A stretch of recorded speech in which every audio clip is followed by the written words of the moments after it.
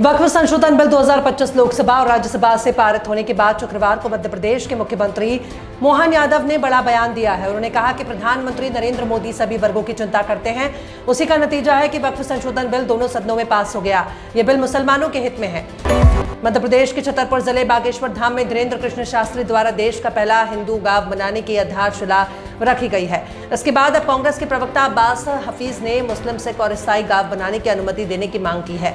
बागेश्वर धाम के पीठाधीश्वर धीरेन्द्र कृष्ण शास्त्री ने पिछले दिनों बागेश्वर धाम में हिंदू गांव बसाने के लिए 1000 आवास बनाने का शिलान्यास किया था। भगवान श्री राम की नगरी अयोध्या में इस वर्ष रामनवमी का पर्व ऐतिहासिक और भव्य रूप से मनाने की तैयारी जोरों पर है। मुख्यमंत्री योगी आदित्यनाथ के निर्देशानुसार पहली बार रामनवमी के अवसर पर दीपोत्सव का आयोजन किया जाएगा, जिसमें 2 लाख से अधिक दीप जलाए जाएंगे। ये दीप रामकथा पार्क के सामने पक्के घाट और राम की पैड़ी पर प्रज्वलित किए जाएंगे, जिससे संपूर्ण क्षेत्र रोशनी से जगमगा उठेगा।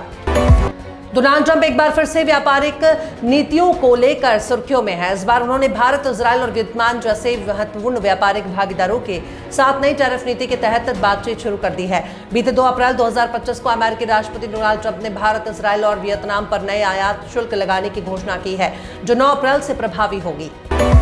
लोकसभा और राज्यसभा से वक्फ संशोधन बिल पास होने के बाद शिवसेना यूबीटी के सांसद संजय राउत ने बड़ा बयान दिया। उन्होंने कहा कि इस बिल का हिंदुत्व से कोई संबंध नहीं है। ये अपने अवैध काम को वैध बनाने के लिए बिल लाए हैं। उन्होंने दावा किया कि बीजेपी के बड़े नेता हमारे संपर्क में थे कि हम बिल का समर्थन करें। उन्होंने कहा कि हमारे कुछ लोग बाहर थे, नहीं तो उनका भी वोट विरोध में डाले जाते। सरकार ने राशन कार्ड को आधार से लिंक करने की समय सीमा 3 महीने बढ़ाकर 30 जून कर दी है।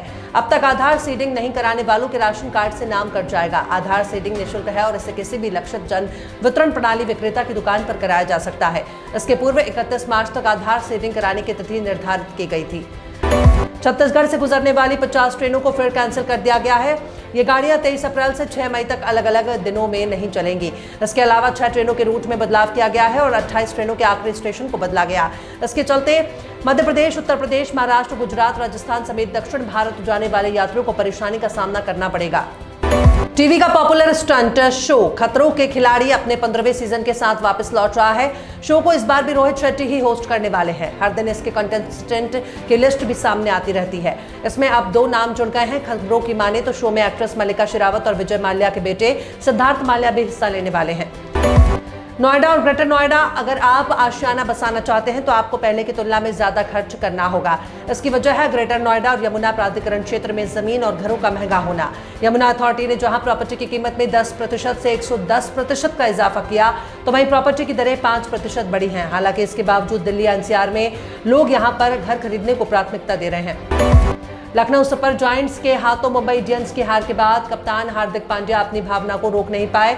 सीजन में तीसरी हार से निराश कप्तान पांड्या मैच के बाद इमोशनल नजर आए। उनकी एक फोटो वायरल हो रही है, जिसमें वो नीचे मुंह करके मायूस खड़े हैं। ऐसा लग रहा है कि जैसे वो रो रहे हैं।